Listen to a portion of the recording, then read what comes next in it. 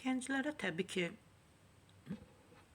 diqqət lazımdır, qayğı lazımdır. Əsasən də istedadlı gənclərə, istər dövlətimiz tərəfindən, başçımız tərəfindən. Yəni, hər yerdə gənclərə, istedadlı gənclərə dövlət başçısından təqaüdlə bağlı sərəncam imzalanır. Prezident İlham Əliyev gənc istedadlılara xüsusi təqaüdlərin verilməsi haqqında sərəncam imzalayıb.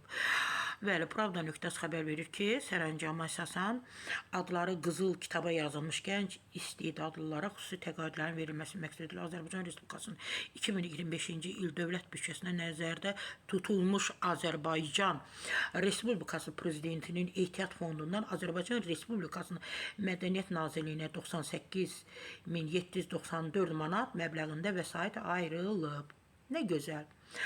Maliyyə Nazirliyi bu sərəncamın birinci hissəsində nəzərdə tutulan maliyyələşməni təmin etməli. Mədəniyyət Nazirliyi bu sərəncamdan irəli gələn məsələləri həll etməlidir və mən düşünürəm ki, inşallah hansı ki bu fonda pul ayrılıb,